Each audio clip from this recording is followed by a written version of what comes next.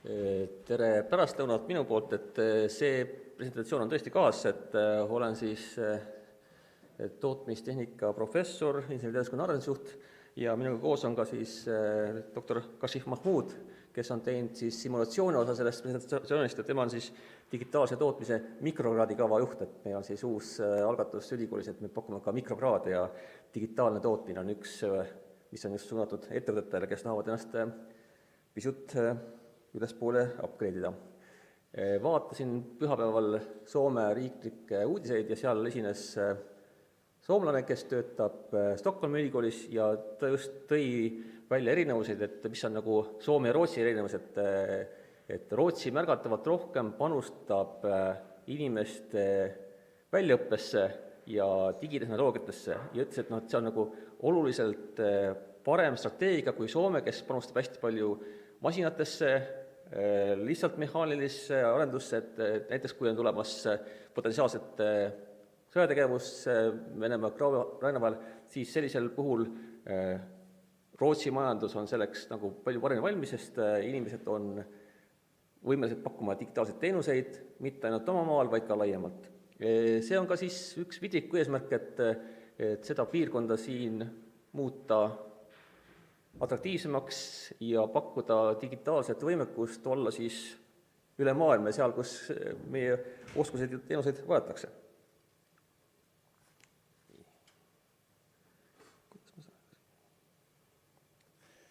Väike ülevaade, et ajalooliselt tööstus 1.0 on seotud siis aurumasinate tekkega ja tulekuga tööstusse, tööstus 2.0 elektrifitseerimisega, tööstus 3.0 arvjuhtimisega tulekuga, esimesed CNC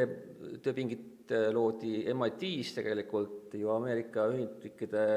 kaitseministeeriumi tellimusel 1947, robotid tööstusse tulid 1962 kusagil, alates 2013 räägime tööstus 4.0-st, mis on siis masinalt masinale info liikumine läbi andmepilvede ja ega sellega pole veel areng lõppenud, et uusi väljakutseid pakub maailm veel ja veel. Et üks pildike siis Tallinnast, et kui mul on käinud külalised siin teistest ülikoolidest, konkreetselt Saksamaad, et siis ütlesid, et vii meid sinna, kus on robotid, et see vanaline on ka tore, aga see on palju põnevam, et selle ma panen Facebooki ja saan palju laike. Et see on juba Eesti tänapäev, et robotiseerimises oleme kuidagi hästi pildil maailmakaardil ja meilt ka oodatakse, et me oleksime nagu selles vallas eestvedajad. ABB esindajad täna siia ei saanud tulla, sest nende see osakond on COVID-is, aga leidsin ühe sükse huvitava artikli nende robotite kasutusest ka COVID-i vaktsiinide arendamisel, et teatavasti see vaktsiinide arendamine nõuab küllaltki palju käsistööd, et siis see vanemat tüüpi Yumi robot on siis Taimaal kasutusel, et neid viale siis hoida ja raputada piisaval ajal, et see vaktsiini väljatöötlemine sujuks. Et käisin ka siin laboris vaatamas uut robotit, mis on veel uuem kui see siin, et ütleks nii, et me oleme praegu vist Baltikumi parim nagu varustus siin Virumaal koha peal. Kui vaadata maailma pilti, et kuidas COVID on mõjutanud tööstust tervikuna, siis OECD pakub tööstusindeksi väljavõtet. Ja 2020 on olemas täielik statistika, et vaatame, et esikohal on siin tootmise kasvu mõttes Poola, Iiri, Sloveenia, Leedu, Türgi, Läti ja siis 7. kohal on Eesti, et üldse mitte halvasti. Ja võib ka öelda, et väga paljuski tänu sellele, et me oleme siin olnud paindlikud ja kiired reageerijad. Ja kui tagamist otsa siin lõpus on Jaapan, Saksamaa, see, kus tuli see tööstus neil välja ja ka põhjusega, sest Saksamaal on küllaltki palju sellist traditsioonilist ja kallist tööstus, terasevalu, malmitööstus, söetööstus, mis tegelikult vajab nagu ümberprofileerimist ja mis pole nii kiiresti siis arengutega kaasa tulnud. Ja ka siit Venemaad ei ole päris eestlased, et ei maksa alahinnata, et meie naabrid oleksid kuidagi meist laisemad, et tegelikult siin kogu see piirkond areneb hästi kiiresti, võrreldes nii-öelda siis selle vana Euroopaga. Nüüd, Eestis on arengud toimunud selliselt, et oleme saanud tehnikavaldkonda riikliku teekaardi staatuse, see on siis nutika tootmise tuumiktaristu, loodi ta 2017 ja seal me panime paika sellised kasvuvaldkonnad, siia kuuluvad siis isejuhtivad sõidukid, 3D printimine, robootika, digikassikud ja liitreaalsus, tarkvõrgulahendused ja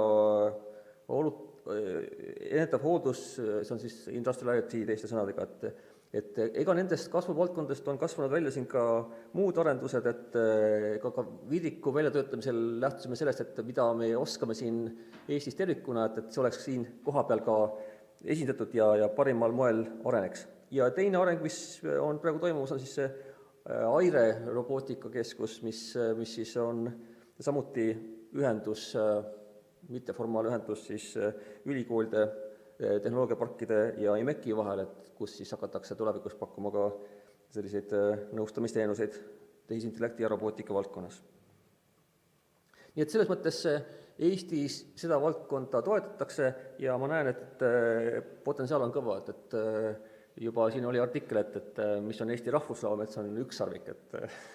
et loodame, et siis paari aasta pärast, kui kohtume, siis on siin ka ükssarvikud esinemas, kes on siis selle valdkonna seest välja kasvanud. Nüüd väike vaade sellest, et mida me oleme ülikoolis teinud, oleme saanud näiteks Arnold toetuse tööstus 4.0 labori väljatöötamiseks ja siin on üks näide sellest, et kuidas tudeng saab valida endale siis oma avatari ja kui see on piisavalt sarnane ja ta on sellega rahul, siis ta võib sellega minna laborisse. Ja jällegi, et selleks, et minna laborisse, ta ei pea siis olema laboris, vaid ta võib seda teha siis oma kodust, aga see mängustamine või see serious gaming on temaatika, millega tegelevad paljud meie koostööpartnerid, Milano Polytechnic, samuti ka USA mitmed ülikoolid, kellega me oleme siis koos arendamas selliseid kaugjuhtimislahendusi, mis võimaldavad roboteid virtuaalselt juhtida distantsilt. Et tõesti, kui oleme harjunud, et ärkad üles, jood kohvi ja lähed Teamsi, et seni tehasetööline seda teha ei saanud, aga tulevikus ilmselt ei pea ka tehases töötajad kodusest välja astuma selleks, et töökohta jõuda. Et kes on siis meie peamajas käinud, siis tunneb ära, et tegelikult need ruumid on päris üks-ühele modelleeritud. Lisaks nüüd Euroopa Liit on hakanud rääkima ka tööstus 5.0-st, isegi on välja kulutatud tööstus 5.0 auhind, sellele saab esitada kandidaate aprillikuuni ja mõte on selles, et kui meil on sellised koostöörobotid, kes töötavad inimesega, siis teatavasti tööstuses on oluline see, et keskkond on kontrollitud. Ja kui sul on koostöörobot, kes töötab inimesega, siis ainuke, mida veel vajab kontrollimist, on inimene. Ja siin oleme teinud just koostööd eeskätt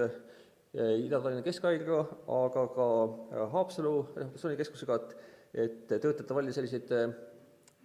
inimest monitoorivaid lahendusi, et meil on praegu siis arendusel ka siis korsetid ja ortoosid, mis siis jälgiksid inimese tegevust ja ütleme, et tal on nii ravi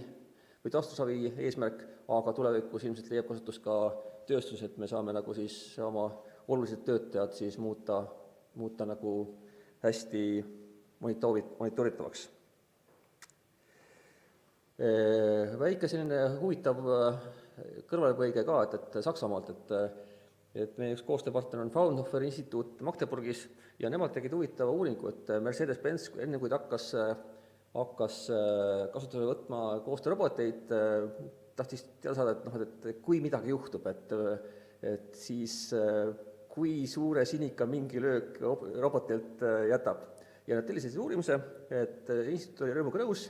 tudengid olid vabatahtlikud ja põhimõtteliselt siis idee oli selles, et tudengitel siis pandi silmad kinni ja nad olid ühes ruumis, kus siis tuli ootamatult mingi löök kehaosale ja pärast mõõdeti, et 10 newtonit, niisugune sinikas 20 newtonit, niisugune sinikas ja valmistati andmebaas. Ja mis oli huvitav, oli see, et sellele andmebaasile siis oli pärast palju kliente, et selle ostis ära lõpuks ka siis Saksamaa politsei, ütles, et esimest korda elus nad saavad siis hinnata, et kui keegi tuleb, et okei, mind rünnati, et sa vaatad, selles piirkonnas selline kahjustus, teame, mitu newtonit oli tarvis, et seda põhjustada. Nii et selles mõttes on robootika andnud oma panusega siis meie siis turvalisuse parandamiseks. Ja lisaks ka veel võib-olla siis vaade tulevikku, et tõesti, et oleme siin koostöös itaallastega teinud mitmeid rakendusi, et tõesti see nelik, et kodu, kontor, haigla ja tehas oleksid nagu siis kodust kättesaadavad, et sa ei peaks lahkuma kusagile, kui sa oled haige või kui sa lähed nagu siis kontorisse tööle või siis kõige tähtsam, et ka siis tehases olek oleks nii-öelda siis võimalik distantsilt ja ütleme, et see muudab ka võib-olla siis Eesti tulevikku, et maapiirkonnad või pole tähtis, kus sa elad, et kui see juurdepääs on tootmisprotsessile võimalik mis iganes punktist. Nii, siis jõuame praegu siis digitaalse tootmise ja simulatsioonide juurde, et siin on nagu erinevaid ka tarkvaralisi lahendusi, et põhimõtteliselt oleme siin kasutanud selles näites Visual Componentside lahendust, mis võimaldab siis luua simulatsiooni ja pärast seda kanda ka virtuaalreaalsusse, et seal siis ütleme, et kasutajal on võimalik läbi proovida, mismoodi süsteem toimub ja kas on mingisugused ohud või on mingisugused piirangud sellele ergonoomikale.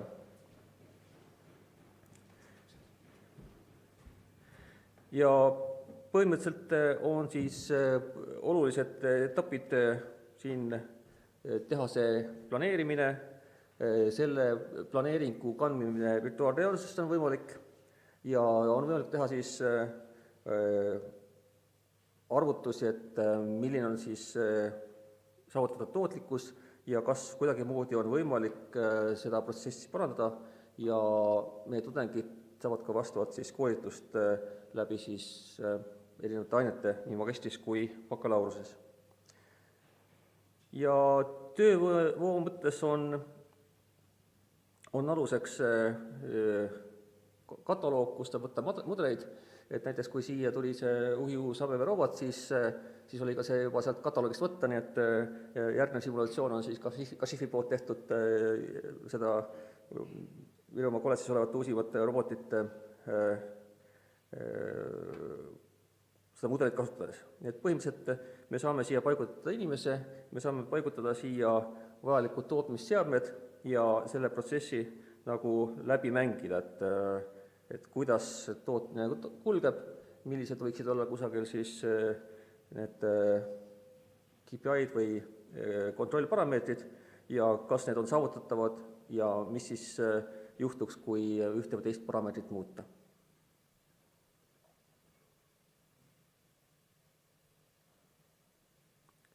Ja teine näide on siis tehtud pakkimisüksusest, kus siis on toiduainete tööstusega tegemist. Et samamoodi koostöörobot, tootmisliin ja siis inimene seal juures.